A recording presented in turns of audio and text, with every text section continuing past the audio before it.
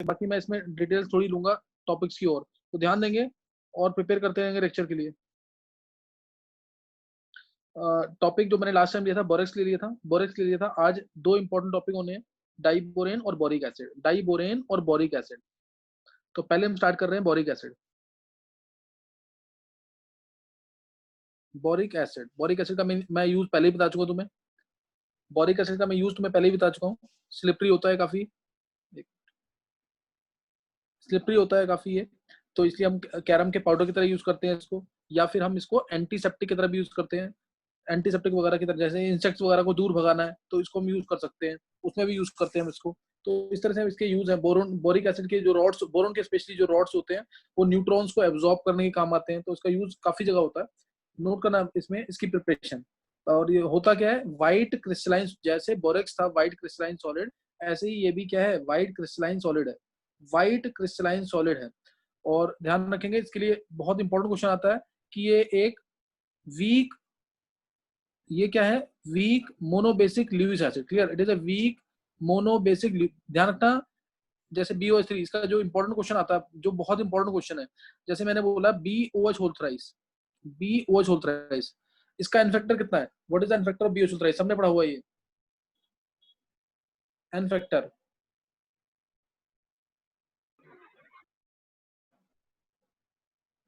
चलो ध्यान देंगे यहाँ, इसके बाद ये अपना H+ रिलीज नहीं करता। ये प्रोटोनिक एसिड नहीं है, IIT में बहुत बार पूछा हुआ ये प्रोटोनिक एसिड नहीं है। प्रोटोनिक एसिड मींस ये डायरेक्टली पानी में डालते H+ रिलीज कर दे, ऐसा नहीं है। ये पानी में डालेंगे, सेल्फ आयनाइज नहीं होता ये, पानी में डालेंगे तो पानी का OH आयन एक्सेप्ट करता है और फिर इसका H+ रिलीज होता है इस तरीके से। BOH होल 4, हाँ सही, अनन्य सही है। BOH whole 4 negative plus H+. Like this, it releases only one H+ ions with the help of water. Therefore, it is a weak monobasic Lewis acid. क्योंकि बोरोन यहाँ पे इलेक्ट्रॉन डेफिशिएंट है, boron यहाँ पे इलेक्ट्रॉन डेफिशिएंट है, तो ये weak monobasic Lewis acid है। Clear? It is a weak monobasic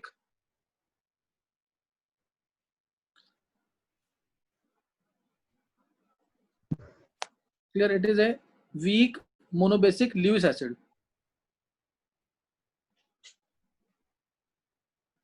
it is a weak monobasic Lewis acid है ये, सही ना, वीक मोनोबेसिक ल्यूइस एसिड। तो ये ध्यान रखना इसके अंदर। तो इसका पूछते हैं प्रोटोनिक एसिड है कि नहीं। It is not a protonic acid, ये ल्यूइस एसिड। ल्यूइस एसिड क्या होते हैं, जो इलेक्ट्रॉन डेफिशिएंट होते हैं, जो क्या होते हैं, इलेक्ट्रॉन डेफिशिएंट। एन फैक्टर इसका क्या आता है, 1 आता है। न्यूमेरिकल्स में काफी यूज होता है ये, इसका एन फैक्टर 1 है। तो ये ध्यान रखना। प्रिपरेशन इसकी मैं पहले भी बता चुका हूँ। BCl3 में H2 डाल दिया, बहुत सारी प्रिपरेशन में पहले बता चुका हूँ इसकी। BCl3 में H2 डाल दिया तो H3BO3 क्या आ जाएगा, H3BO3, H3BO3। तो और साथ में क्या कहते हैं, HCl मिल जाएगा, साथ में क्या मिल जाएगा, HCl। ये आवाज नहीं आ रही क्या मेरी? आ रही है सर, आ रही है सर। चलो B2O3 में H2 डाल दिया। देव एक बार तू चेक कर जरा, गड़बड़ा कुछ। B2O3 में H2 डाल दिया तो H3BO3 आ जाएगा, तो आ जाएगा H3BO3। क्लियर, तो H3BO3 आ जाएगा। B2H6 में डाल दिया, B2H6 में डाल दिया H2O, तो आ जाएगा B2O3, H3BO3 sorry, H3BO3 plus H2 gas. तो ये H3BO3 की प्रिपरेशन है। Clear, preparation of H3BO3। और भी मैंने प्रिपरेशन पहले बताई हुई है। बोरेक्स में अगर हम वाटर डाल देंगे तो भी बनता है H3BO3, बोरेक्स में वाटर डाल देंगे तो भी बनता है, या फिर बोरोन में डाल दो। मैंने स्टार्टिंग में बताया था, बोरोन में कंसंट्रेटेड H2O4 डाल दो तो मिल जाएगा H3BO3 प्लस SO2 गैस। इसमें कंसंट्रेटेड, बोरोन के अंदर कंसंट्रेटेड HNO3 डाल दो तो H3BO3 आ जाएगा। और कंसंट्रेटेड HNO3 है तो NO2 गैस जरूर रिलीज होगी ब्राउन कलर की। तो ये सारी प्रिपरेशन है इसकी, सही ना, ये प्रिपरेशन है इसकी। नेक्स्ट नोट करेंगे इसमें इसका स्ट्रक्चर कैसा है। स्ट्रक्चर ये सारा याद करना तुम्हें, ध्यान रखना चीज का। बोरिक एसिड से रिलेटेड डिटेल जो है, बोरिक एसिड H3BO3, H3BO3। अब ये बोरिक एसिड अपना H+ क्यों रिलीज नहीं कर रहा है, जबकि, या फिर इसका क्वेश्चन है एक इंपॉर्टेंट, ये BOH OH OH, इसमें ये क्वेश्चन आया हुआ है इसमें बोरोन की और ऑक्सीजन की हाइब्रिडेशन क्या है? What is the hybridisation of oxygen and boron? What is the hybridisation of sir boron की sp2, ऑक्सीजन की sp3। बोरोन की? sp2। कौन बोल रहा है ये? sp2। सर पर्यंत। पर्यंत तू थोड़ी देर शांत रहा कर, इनको ट्राई करने कर। और दूसरा एक चीज ध्यान रखना कि अगर इसमें ऑप्शन आ जाए ना, ध्यान देना, किसी और को बोलना आंसर क्या? नहीं तो ध्यान देंगे एक बार। बी ओ एच है, B O H, O H O H, इस तरीके से। तो इसमें बोरोन की sp2 तुम्हें दिख रहा है, बोरोन की sp2 दिख रहा है। क्या इसमें बैक बॉन्डिंग होगी कि नहीं? बैक बॉन्डिंग इसमें होगी कि नहीं?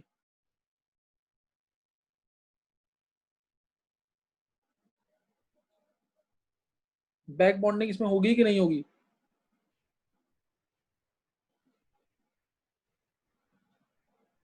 होगी सर। होगी back sir. Bonding, back electron bonding अगर, डेफिशिएंट बोरोन। हाँ, बैक बॉन्डिंग जब इसके अंदर हो जाएगी तो क्या होगा? तो इसमें पार्शियल डबल कैरेक्टर आएगा हर जगह, हर जगह yes sir. Partial double yes sir. Character आएगा। तो क्या इसकी हाइब्रिडेशन sp2 नहीं हो सकती? तो ये ऑप्शन देख के मार्क करना है। ऑप्शन, एक बार क्वेश्चन आया हुआ आईआईटी मेंस में जिसमें आंसर sp3 और sp2 था, लेकिन sp2 भी चांसेस है इसके, क्योंकि बैक बॉन्डिंग तो हो ही रही है, बैक बॉन्डिंग में भी पार्शियल पाई बॉन्ड तो आता ही है, इसलिए sp2 भी ऑप्शन हो सकता है इसका, sp2। तो ये चेक करके मार्क करेंगे। बोरोन भी sp2 और ऑक्सीजन भी sp2, क्लियर, दोनों के दोनों sp2। ये जो मैंने पीछे बताया ना, weak boric acid, weak monobasic Lewis acid है, उस पॉइंट को नहीं भूलना है, वो सबसे इंपॉर्टेंट पॉइंट है, उस पॉइंट को नहीं भूलना है, वो सबसे इंपॉर्टेंट पॉइंट है इसका, बोरिक एसिड। अब ये बोरिक एसिड जो है ये अपना H प्लस रिलीज क्यों नहीं करता एक्चुअली? ये अपना H प्लस रिलीज क्यों नहीं करता बोरिक एसिड? ये मैं भी बता रहा हूँ, ये क्यों रिलीज नहीं करता, क्योंकि इसके अंदर हाइड्रोजन बॉन्डिंग होती है और जितने भी H हैं इसके, वो सब हाइड्रोजन बॉन्डिंग में फंस जाते हैं, लेयर्ड स्ट्रक्चर बनता है इसका, लेयर्ड स्ट्रक्चर, और जितने भी H हैं इसके वो सब हाइड्रोजन बॉन्डिंग में फंस जाते हैं, इसलिए ये अपना H प्लस आसानी से रिलीज नहीं करता है, ये अपना H प्लस आसानी से रिलीज नहीं करता है। अच्छा, अब इसमें जो रिएक्शन है इसकी हीटिंग इफेक्ट में बहुत बार बता चुका हूँ, वो नोट कर लेंगे। H3BO3, अगर मैं इसको हीट करता हूँ 100 डिग्री सेल्सियस तक, 100 डिग्री सेल्सियस तक हीट करेंगे तो क्या मिल जाता है इसमें? मेटाबोरिक एसिड। क्या मिलता है? मेटाबोरिक एसिड, नाम बोल रहा हूं मैं, मेटाबोरिक एसिड, ये मिल जाएगा। उसके बाद 100 के बाद अगर मैं इसको हीट करता हूँ 160 डिग्री सेल्सियस पे, तो क्या मिलता है? ध्यान होगा, H2BO4O7, टेट्राबोरिक एसिड, टेट्राबोरिक एसिड, ये मैं बता चुका हूँ बहुत बार। और अगर मैं इसको हीट करता हूँ, स्ट्रांगली हीट करता हूँ अगर, ये मोस्ट इंपॉर्टेंट टॉपिक है इसका, और मैंने इसका यूज करवाया था जब हमने बोरेक्स बीट टेस्ट किया था, तो बोरेक्स की प्रिपरेशन में मैंने इसका यूज करके दिखाया था, उल्टे रिएक्शन करके। तो इसमें मिल जाता है B2O3 which is called as boric anhydride, which is called as boric anhydride, और बोरोन सेस्क्वी ऑक्साइड, तो ये भी इसको कहते हैं बोरिक एनहाइड्राइड या बोरोन सेस्क्वी ऑक्साइड। तो दोनों ध्यान रखना है, और ये हीटिंग इफेक्ट काफी इंपॉर्टेंट है, एनसीईआरटी में इसका क्वेश्चन दे रखा है। फाइनल प्रोडक्ट मिलता है B2O3, फाइनल प्रोडक्ट मिलता है B2O3, सर मेटाबोरिक और एसिड, क्या बोलते हैं एनहाइड्राइड के अलावा? 2:3 का रेशियो आता है ना मेटल का या मेटलॉइड का ऑक्सीजन के साथ, तो बोरोन सेस्क्वी ऑक्साइड,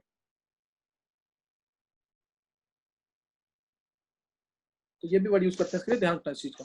अच्छा, नेक्स्ट अब इसका, नेक्स्ट अब इसकी structure of this boric acid, structure of boric acid, layered structure है, 2 डायमेंशन में स्ट्रक्चर आता है, शीट लाइक स्ट्रक्चर, इसका शीट लाइक स्ट्रक्चर याद रखना, बोरिक एसिड का it has sheet like structure due to hydrogen bonding, इसका जो कंप्लीट स्ट्रक्चर है, sheet like structure due to hydrogen bonding, sheet like structure है ड्यू टू हाइड्रोजन बॉन्डिंग। कैसे देखें, ध्यान देंगे इसमें, देखो इस तरीके से, बी, ये थोड़ा बड़ा स्ट्रक्चर है, ध्यान रखना पूरे पेज पे आएगा स्ट्रक्चर, बी ओ, ये ऐसे दिखा दिया, फिर अगला बी ओ ओ ओ, बी ओ ओ, इस तरीके से दिखा देंगे, फिर जस्ट उसकी मिरर इमेज नीचे, बी ओ ओ ओ, फिर नेक्स्ट बी ओ ओ, बिल्कुल सेम एग्जैक्टली मिरर इमेज सामने से भी। ओ ओ, ये दिखा दिया। अब उसके बाद एच दिखा देंगे, दो हर हर एक दो के एच दिखा देंगे आप।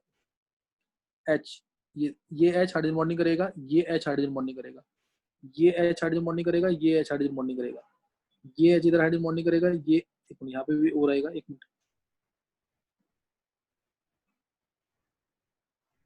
ये एच हाइड्रोजन बॉन्डिंग एक ही सीक्वेंस में चल रहा हूँ मैं आगे, ताकि स्ट्रक्चर बनाने में इजी रहे, तुम्हें समझ आ जाए।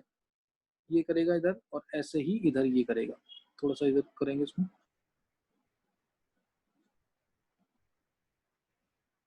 जी। अब तुम्हें समझ आ गया होगा ये किस तरह से हाइड्रोजन बॉन्डिंग करेंगे। अब इसमें ये हाइड्रोजन बॉन्डिंग होगी, ये इसमें भी दिखाया नहीं मैंने, एक मिनट रुको, यहाँ आएगा ये, यहाँ ये आएगा, हाइड्रोजन बॉन्डिंग हो जाएगी इसमें। क्या कैसे होगी हाइड्रोजन बॉन्डिंग, कैसे हाइड्रोजन बॉन्डिंग होगी, इसका H का पॉजिटिव O के नेगेटिव से जुड़ेगा, H का पॉजिटिव O के नेगेटिव से, H का पॉजिटिव O के नेगेटिव से, H का पॉजिटिव O के नेगेटिव से।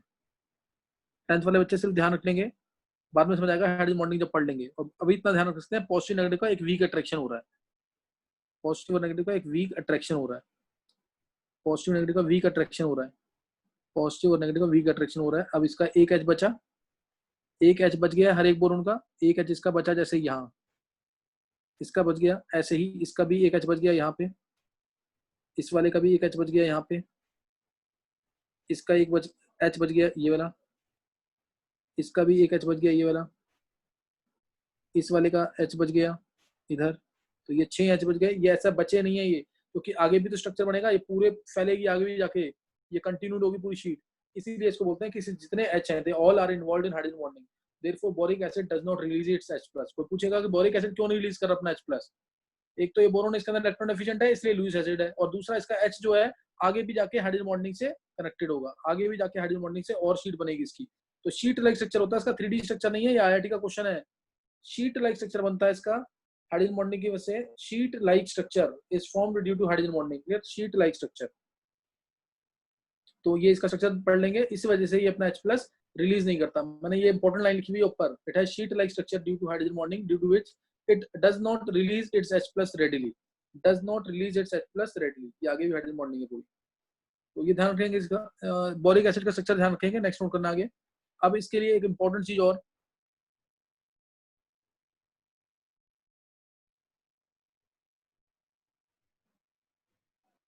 नेक्स्ट नोट करना है, और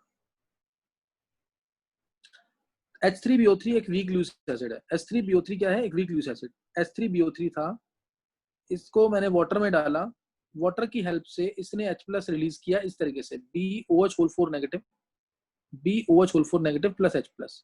अब ये H+ बहुत कम दे रहा है, H+ बहुत कम दे रहा है, तो टाइट्रेशन में इसके दिक्कत आती है, टाइट्रेशन में इसके दिक्कत आती है, H+ मिलता नहीं है सफिशिएंट, तो टाइट्रेशन में रीडिंग्स प्रॉपर नहीं आ पाती हैं। इसलिए हम इसको स्ट्रॉन्ग लुईस एसिड बनाते हैं, इसको स्ट्रॉन्ग लुईस एसिड बनाते हैं। कैसे, किसकी हेल्प से, किसकी हेल्प से, IIT में 2 बार क्वेश्चन आया हुआ इसका, H3BO3, और ये नीट में एक्सपेक्टेड है, बहुत इंपॉर्टेंट क्वेश्चन है ये। H3BO3 का हम एसिडिक कैरेक्टर कैसे इंक्रीज करते हैं, या फिर इस रिएक्शन को हम फॉरवर्ड डायरेक्शन में और कैसे लेके जाएंगे। फॉरवर्ड डायरेक्शन में ले जाने का मतलब है H+ ज्यादा मिले, H+ ज्यादा मिलेंगे तो अच्छा लुईस एसिड होगा। तो फॉरवर्ड डायरेक्शन में इसको ले जाने के लिए हम क्या करते हैं, इसको बहुत स्टेबलाइज कर देते हैं। जब ये बहुत स्टेबल हो जाएगा तो रिएक्शन क्या होगी, फॉरवर्ड डायरेक्शन में जाएगी। इसको जब हम बहुत स्टेबलाइज कर देंगे तो रिएक्शन कहाँ जाएगी, फॉरवर्ड डायरेक्शन में। इसके लिए क्वेश्चन आता है कि कौन, which of the following can move this reaction in the forward direction, which the following can move this reaction in the forward direction। जैसे ऑप्शन दे देगा, ग्लाइकोल, बी ग्लिसरॉल, सी कैटकोल, डी ट्रांस 1,2 डाइऑल। ट्राई करेंगे इसको, इसमें से कौन सा है जो रिएक्शन फॉरवर्ड डायरेक्शन में कर देगा, इस रिएक्शन फॉरवर्ड डायरेक्शन में जाएगा, ले जाएगा, या फिर इस रिएक्शन की बोरिक एसिड की एसिडिक कैरेक्टर को बढ़ा देगा, बोरिक एसिड के एसिडिक कैरेक्टर को बढ़ा देगा, बोरिक एसिड के एसिडिक कैरेक्टर को कौन बढ़ाएगा इसमें से। Excuse me sir.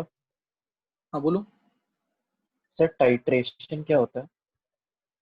टाइट्रेशन पढ़ा था ना, acid base titration, redox titration, जिसमें हम क्या करते हैं, एक का वॉल्यूम और मोलरिटी हमें पता होती है, दूसरे का कोई एक अननोन चीज स्पेशली वॉल्यूम हमें निकालना होता है, तो हम टाइट्रेट करके निकालते हैं। फ्लास्क में एक चीज को रखते हैं एसिड को, ऊपर ब्यूरेट में हम दूसरी चीज रखते हैं, उसको धीरे धीरे करके डालते हैं फ्लास्क के अंदर, तो इंडिकेटर डला होता है जिससे हमें पता लग जाता है कि इस पॉइंट पे एसिड पूरा खत्म हो चुका है, न्यूट्रलाइज हो चुका है। Okay sir. तो अब इसमें कौन सा इंक्रीज करेगा, तो अब ध्यान देंगे। अब जैसे मैं एक एग्जांपल ले रहा हूँ, उससे अपना तुम आंसर निकाल लोगे। जैसे मैंने लिया BO सल्फर नेगेटिव है या H3BO3 ले लो, BO सल्फर नेगेटिव ले लो या H3BO3 या H3BO3। तो ये लिया मैंने BO सल्फर नेगेटिव, बी ये स्ट्रक्चर है इसका।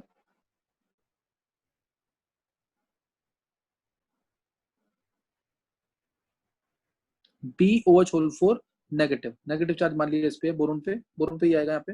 और इसके बाद ग्लाइकोल डाल दिया मैंने इसके अंदर, ग्लाइकोल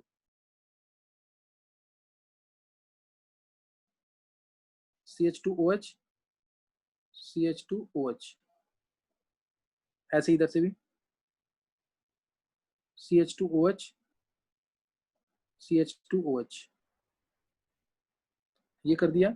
तो अब इसमें क्या होगा, वाटर बाहर निकल जाएगा यहाँ से,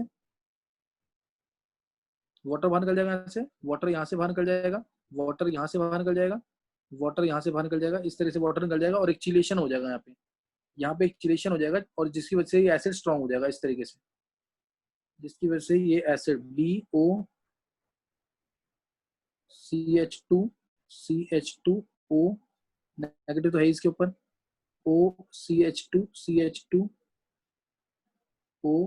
इस तरीके से ये अब स्टेबलाइज हो गया। Now this compound stabilize by chelation, chelation वही कहते हैं जिसमें रिंग बन जाए, जिसमें 5 मेंबर की रिंग बन जाती है उसको चिलेशन बोलेंगे। जिसमें 5 मेंबर की रिंग बन जाएगी उसको क्या बोलेंगे, चिलेशन। तो ये चिलेशन हो गया, कई बार हाइड्रोजन बॉन्डिंग की वजह से होता है और कई बार कॉम्प्लेक्स फॉर्मेशन की वजह से चिलेशन होता है। तो इसमें ये बन गया साथ में। अब जब ये बहुत स्टेबल हो गया तो रिएक्शन ये वाली फॉरवर्ड डायरेक्शन में जाएगी, और जब ये रिएक्शन फॉरवर्ड डायरेक्शन में जाएगी तो H+ जो रिलीज होंगे वो ज्यादा हो जाएंगे, जो H+ रिलीज होंगे वो ज्यादा हो जाएंगे। यानी आंसर क्या होगा हमारा, आंसर क्या होगा हमारा, आंसर होगा जो भी जिसमें भी 2 OH ग्रुप सेम साइड पे हैं, जिसमें भी 2 OH ग्रुप सेम साइड पे हैं, कम से कम 2 OH ग्रुप सेम साइड पे हैं, तो ग्लाइकोल भी आंसर आएगा, ग्लिसरॉल भी आ सकता है और कैटकोल भी आ सकता है। ट्रांस ग्लाइकोल तो मैंने बनाया हुआ है CH2OH CH2OH, ग्लिसरॉल ये होता है CH2OH CHOH CH2OH, ये ग्लिसरॉल है। और कैटकोल ऑर्गेनिक को बता रखा है 2 OH same side OH OH OH OH, ये कैटकोल है। ट्रांस वाला है तो ये ऐसे होगा, एक OH इधर है तो एक OH इधर है, तो ये ट्रांस वाला तो नहीं करेगा ना, दोनों OH हमें सेम साइड पे चाहिए, इसलिए ये आंसर नहीं होगा, इसलिए ये आंसर नहीं होगा इसका। Like this we can increase the acidic character of H3BO3। H3BO3 को भी ये चिलेशन करके H+ रिलीज करने पर ये और ज्यादा एक तरह से मजबूर कर देगा और H+ ज्यादा रिलीज करेगा। चाहे तो हम इसके साथ भी चिलेशन दिखा सकते थे, दोनों में से किसी के साथ भी चिलेशन दिखा सकते हैं। Like this acidic character of H3BO3 can be increase, इस तरह से एसिडिक कैरेक्टर H3BO3 का इंक्रीज हो जाएगा। तो H3BO3 की डिटेल जो दी है ये कर लेना, इंपॉर्टेंट डिटेल दी है यहाँ पे।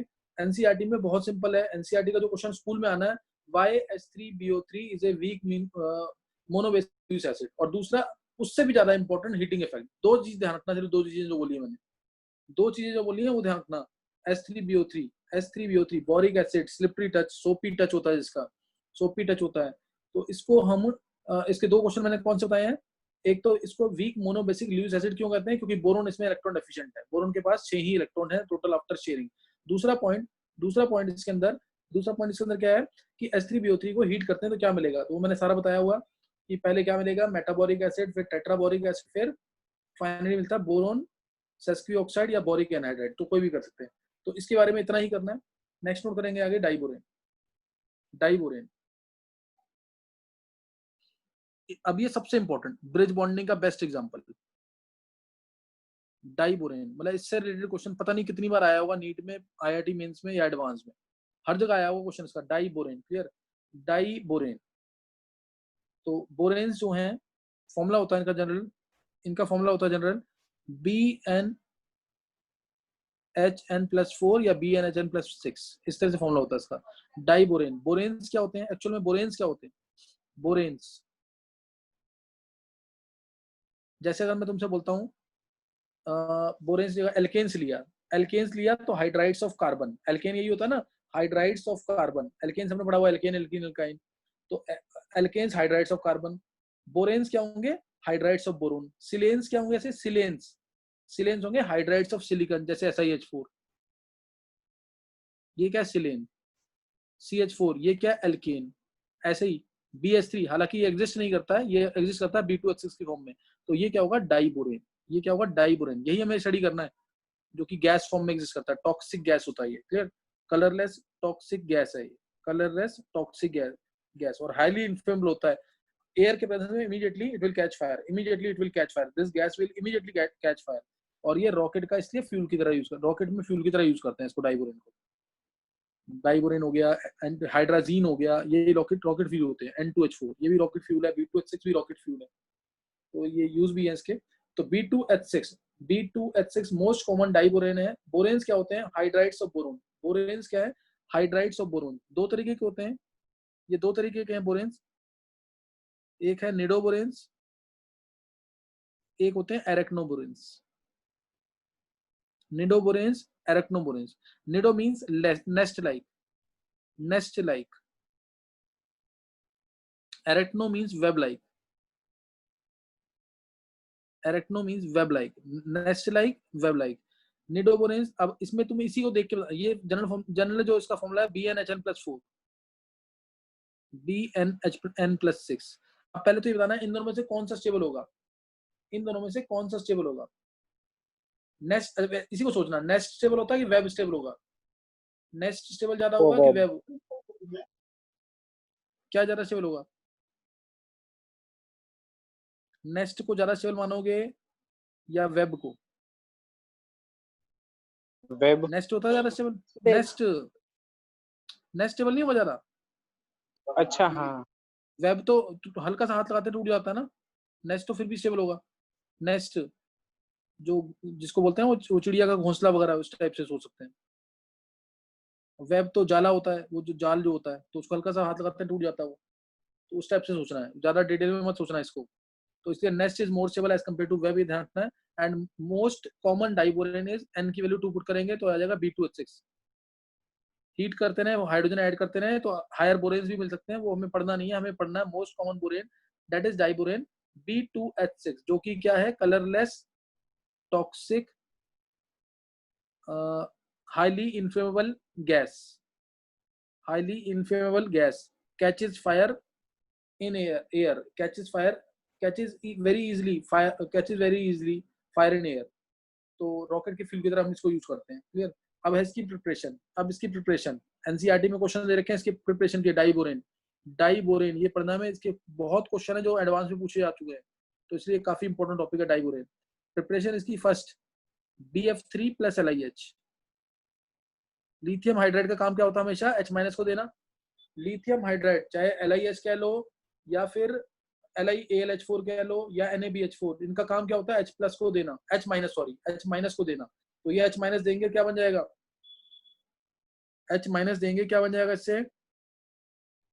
BF3 LiH आ जाए, NaH आ जाए, दोनों का काम क्या है? H- को देना, तो F- को हटाएंगे और H- खुद आ जाएंगे, आंसर आ जाएगा BH3। BH3 एग्जिस्ट नहीं करता, इसलिए B2H6 की फॉर्म में। B2H6 + LiF, B2H6 + LiF। और अगर NaH होता तो NaF। और ये इसकी इंडस्ट्रियल प्रिपरेशन है, एक्सेस में बहुत ही मेजर अमाउंट में प्रिपेयर होता है डाइबोरेन यहाँ पे। ये इंडस्ट्रियल प्रिपरेशन है एक तरह से इसकी, ये इंडस्ट्रियल स्केल में हम ऐसे प्रिपेयर करते हैं। BF3 में सोडियम हाइड्राइड डालेंगे या लिथियम हाइड्राइड, सोडियम हाइड्राइड या लिथियम हाइड्राइड। नेक्स्ट जो है इसके अंदर, नेक्स्ट इसके अंदर BF3 जगह नोट कर लेना BCl3, और LiH की जगह LiLH4। तो इससे भी क्या मिल जाएगा? B2H6 diborane. प्रिपरेशन है इसकी, ये याद करनी है सारी प्रिपरेशन, पहली बार एनसीईआरटी में देखिए, इंपॉर्टेंट है। BCl3 + LiLH4, ये भी एनसीईआरटी, BCl3 भी ले सकते हैं, BF3 भी ले सकते हैं, जरूरी नहीं कि BCl3 ले लेंगे, BF3 भी ले सकते हैं, जानबूझ के मैंने अलग लिखा है। LiLH4 डाला तो भी क्या मिल जाएगा? B2H6 + LiCl + AlCl3, दो इलेक्ट्रॉन डेफिशिएंट लुईस एसिड बनेंगे, दो इलेक्ट्रॉन डेफिशिएंट लुईस एसिड। कौन कौन से? LiCl कोवेलेंट है तो इसलिए इलेक्ट्रॉन डेफिशिएंट है, + AlCl3 + AlCl3 plus AlCl3, clear, plus AlCl3। तो ये नेक्स्ट प्रिपरेशन है इसकी नेक्स्ट प्रिपरेशन है Na तीसरा NaBH4 में I2 डाल देंगे। जब NaBH4 में I2 डालेंगे तो भी मिल जाएगा B2H6 plus NaI plus H2, B2H6। ये भी बहुत इंपॉर्टेंट प्रिपरेशन है, एनसीईआरटी में दे रखी है, B2H6 plus NaI plus H2।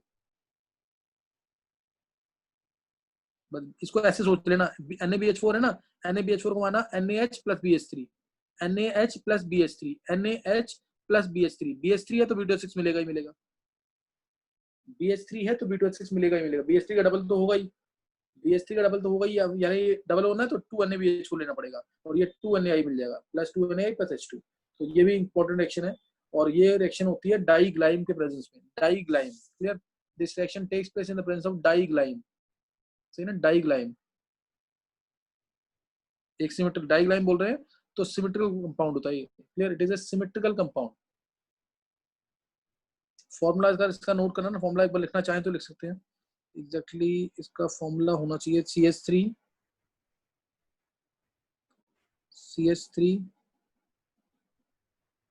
OCH2 whole twice OCH2 whole twice OCH3, ये है diglyme, clear, this is called as diglyme, ये डाइग्लाइम होता है। ये क्या है, डाइग्लाइम।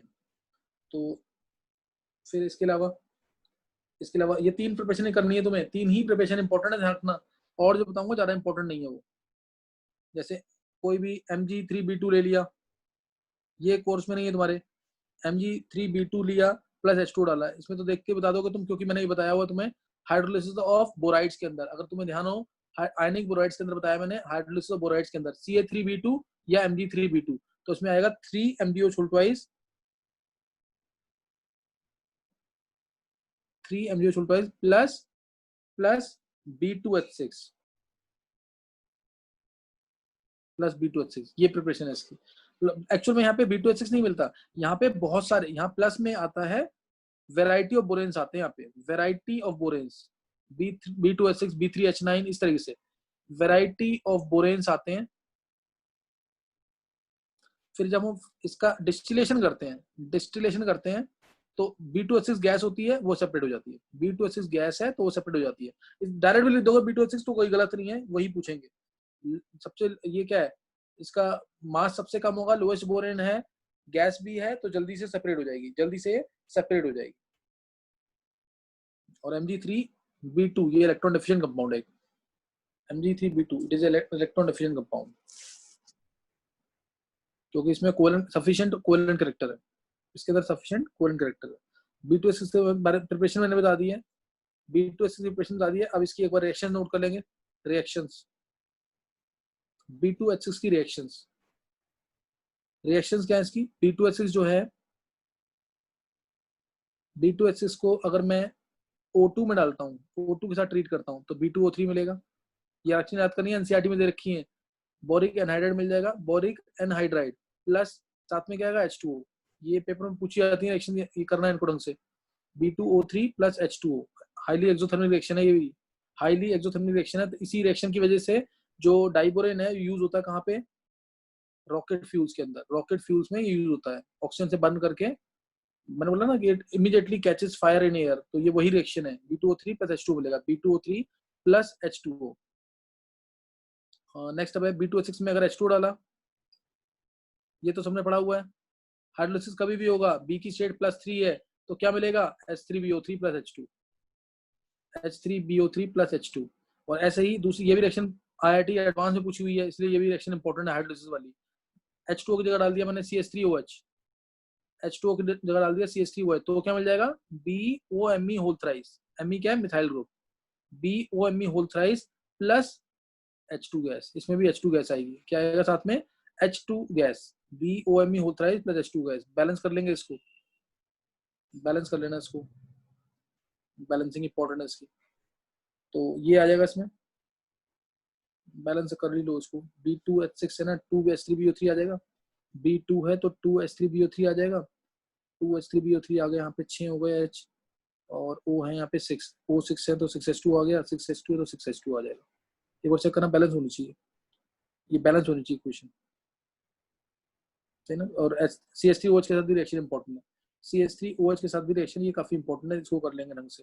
फिर B2H6, अब ये जो रिएक्शन मैं लिख रहा हूँ उसकी डिटेल में दूंगा नेक्स्ट लेक्चर में, ध्यान रखेंगे अभी इसकी डिटेल में नेक्स्ट लेक्चर में दूंगा, थोड़ा सा ब्रिज बॉन्डिंग के बारे में बताते हुए। B2H6 जो है, B2H6 में अगर मैं डालता हूँ कोई भी स्टेरिकली हिंडर्ड स्ट्रॉन्ग बेस, कोई भी स्टेरिकली हिंडर्ड स्ट्रॉन्ग बेस, जैसे NMe3, NMe3, ये समझ आ गया ना, CH3 होल थ्राइस N है, ट्राईमिथाइलामीन, क्या है ये, ट्राईमिथाइलामीन। तो ये B2H6 का, तो ये B2H6 का सिमेट्रिकल क्लीवेज करेगा, तो ये B2H6 का क्या करेगा, symmetrical cleavage. Symmetrical cleavage means इस तरीके से क्लीवेज, स्ट्रक्चर मैं बताऊंगा, इसकी डिटेल में स्ट्रक्चर बताना अभी। बी बी ये ऐसे है कुछ स्ट्रक्चर इसका, एक H अबव द प्लेन, इसको ब्रिजिंग हाइड्रोजन एटम कहेंगे, ब्रिज बॉन्ड बनेगा, एक अबव द प्लेन एक बिलो द प्लेन, ये ऐसे क्लीवेज करेगा, symmetrical cleavage. Symmetrical cleavage means like this, एक साइड BH3 दूसरा, ये सिमेट्रिकल क्लीवेज है, सिमेट्रिकल क्लीवेज। और unsymmetrical cleavage means like this,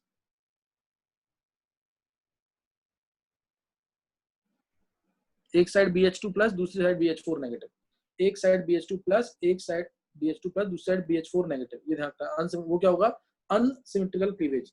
ये इसमें एटम सेम प्लेन में होते हैं वाले जी। तो सिमेट्रिकल क्लीवेज होगा, BH3 बनेगा यहाँ पे, उस BH3 को NMe3 इलेक्ट्रॉन देगा, उस BH3 को NMe3 इलेक्ट्रॉन देगा, dot NMe3। Important reaction, important reaction है, डॉट NMe3 इलेक्ट्रॉन देगा। ये स्ट्रॉन्ग ल्यूइस बेस है, strong Lewis base, strong Lewis base है। तो ये रिएक्शन याद रखना, एनसीईआरटी में दे रखी है। और इसी के साथ अगर मैं CO भी डालता हूँ इसके साथ, अगर मैं ये रब कर रहा हूँ स्ट्रक्चर, इसका भी स्ट्रक्चर मैं डिटेल में लूंगा भी इसका।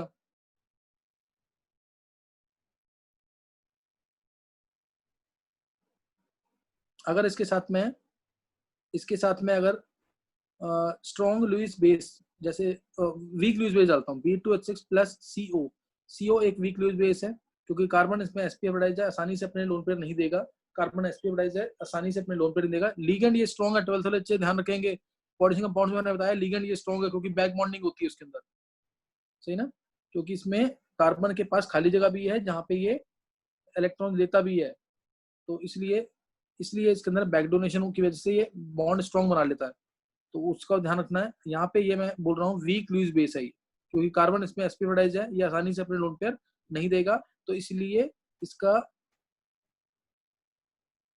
अनसिमेट्रिकल क्लीवेज होगा, sorry symmetrical cleavage, symmetrical cleavage होगा। ये क्यों हो रहा है ऐसा, अब जैसे अगर मैं B2H6 के अंदर ही ध्यान देना, B2H6 में अगर मैं डालता हूँ NH3, B2H6 में डालता हूँ अगर मैं CH3NH2,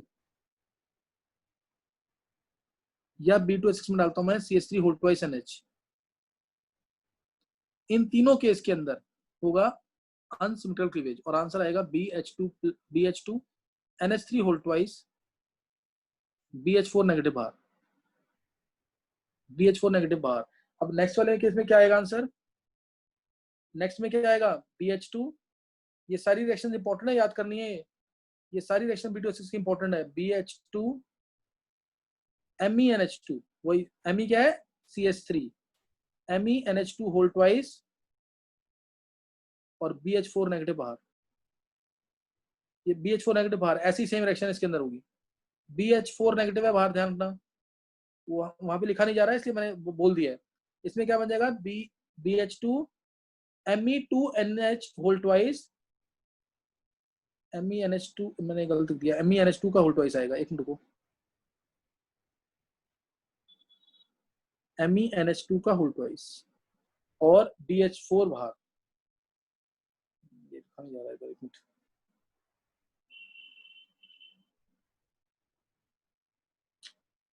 चलो छोड़ दो उसको भी, यहाँ BH4 नेगेटिव आएगा बाहर, ये लगा दिए BH4 नेगेटिव, ऐसे ही नीचे भी रिएक्शन होगी सेम। तो इन दोनों केसेस में हुआ सिमेट्रिकल क्लीवेज, इन दोनों केसेस में हुआ सिमेट्रिकल क्लीवेज। और इन दोनों केस, इन 3 केसेस में हुआ अनसिमेट्रिकल क्लीवेज। अनसिमेट्रिकल क्लीवेज, दोनों में सिमेट्रिकल क्लीवेज, इसमें नीचे अनसिमेट्रिकल क्लीवेज। क्या होगा? Unsymmetrical cleavage. तो अब इसकी एक रिएक्शन बहुत इंपॉर्टेंट है, वो नोट करेंगे अभी। क्वेश्चन क्या है इसका? ये इस तरीके से, B2H6 में जब मैंने NH3 डाला, NH3, ये इंपॉर्टेंट रिएक्शन है, ढंग से नोट करेंगे। अब एनसीईआरटी में क्या दे रखा है और मैं क्या बताऊंगा, दोनों नोट करना है। तो इसमें मिलता है पहले BH2 NH3 whole twice, BH2 NH3 whole twice, BH4 negative, BH4 negative, ये मिल जाता है पहले। BH2 NH3 whole twice, BH4 negative, ये आ जाता है। उसके बाद जब हम इसको हीट करते हैं 200 डिग्री सेल्सियस तक, 200 डिग्री सेल्सियस तक हीट करते हैं हम इसको, हम हीट करते हैं 200 डिग्री सेल्सियस तक, तो मिलता है हमें B3N3H6 बोरेजीन, इनऑर्गेनिक बेंजीन। इसकी डिटेल लूंगा मैं अभी। B3N3H6 inorganic benzene, inorganic benzene, inorganic benzene. और अगर हम इसको 700 डिग्री सेल्सियस तक हीट कर लेते हैं, ये बहुत इंपॉर्टेंट रिएक्शन है, 700 डिग्री सेल्सियस तक इसको हीट करते हैं तो मिलता है inorganic graphite, inorganic graphite, inorganic graphite. और इसका हेक्सागोनल स्ट्रक्चर होता है, हेक्सागोनल स्ट्रक्चर। सारी बातें ध्यान रखनी है। ये इनऑर्गेनिक बेंजीन जो है, इसको बोरेजीन भी कहते हैं, इनऑर्गेनिक बेंजीन को बोरेजीन भी कहते हैं,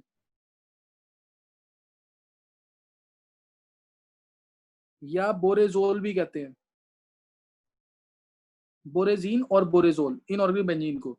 और BN मिल गया, इनऑर्गेनिक ग्रेफाइट है, ग्रेफाइट लाइक स्ट्रक्चर है, इसको हाई टेम्परेचर हाई प्रेशर पे हीट करते हैं। अगर दोबारा हाई टेम्परेचर हाई प्रेशर पे अगर हीट कर देंगे तो मिल जाएगा हमें BN। और ये इनऑर्गेनिक डायमंड है, इनऑर्गेनिक डायमंड, इसका ये इनऑर्गेनिक डायमंड, इनके डायमंड के ग्रेफाइट के स्ट्रक्चर अभी हमें पढ़ने हैं। Inorganic diamond,